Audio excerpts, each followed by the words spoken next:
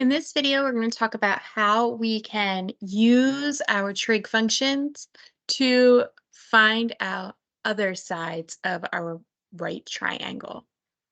So we're going to take this sine function of 3 square root 8 over 16 to figure out all the sides of our right triangle and what the cosine and the tangent values would be. So the first thing I need to do is remember that what sine is. Sine is opposite over hypotenuse. So this gives me two of the important values that I need in order to label my right triangle.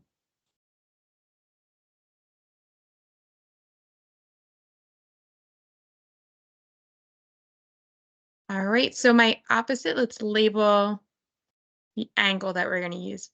I'm going to use this as my angle. This is the right angle, but this is the one that I'm going to label theta. That's the one that we're going to base our opposite and our hypotenuse off of. So opposite of this means it's across from it. So that's going to be where I put 3 square root 8. The hypotenuse is always the long side, the one that's across from this right angle down here, and that's going to be 16. Now I need to figure out what this side is down here. And this side is the adjacent side. It's the adjacent side because it helps make up this angle that we're using.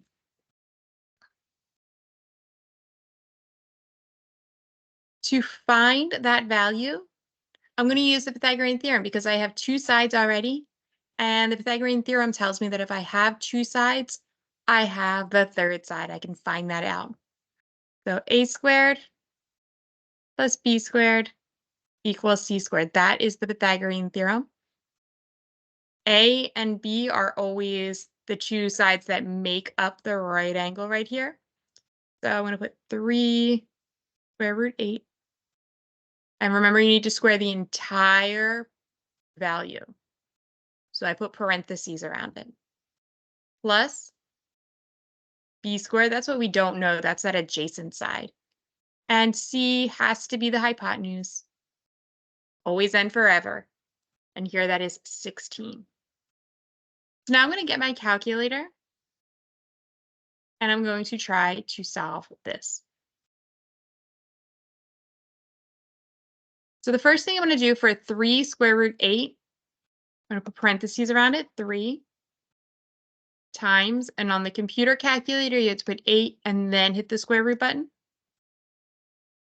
2.8282427. This is what the square root of 8 comes out to be, so we close it. This is what that value is times 3. So this would be our a value. But the formula says it's a squared. So I get 72.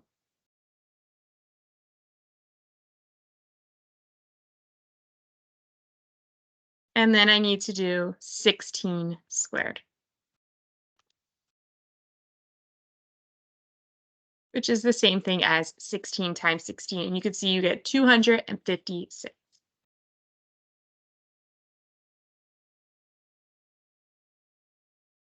And from here, I have a two-step equation. It's addition. So I do the inverse, which is subtraction.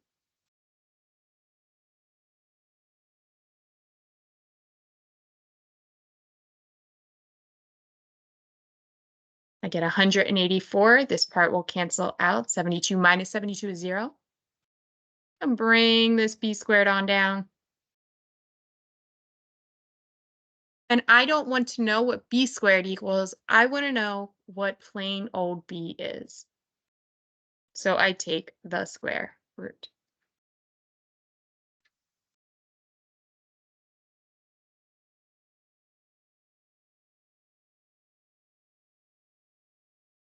And you can see we get 13.5646599. I'm going to go 2 decimal places here. I'm going to go to the hundredths place, 13.56.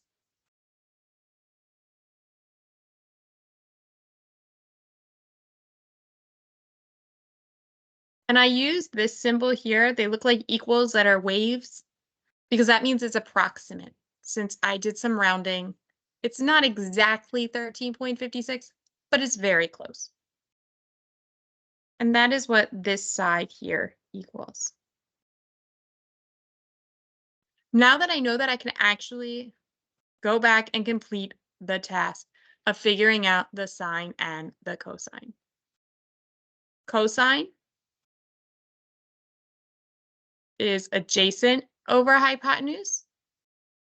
So my adjacent side is 13.56. That's what we just solved for. Over the hypotenuse, which is 16. And the tangent is opposite over adjacent. And that equals 3 square root 8 over 13.56. And so with that, I am able to find all three sides of the triangle and what their cosine and what their tangent are.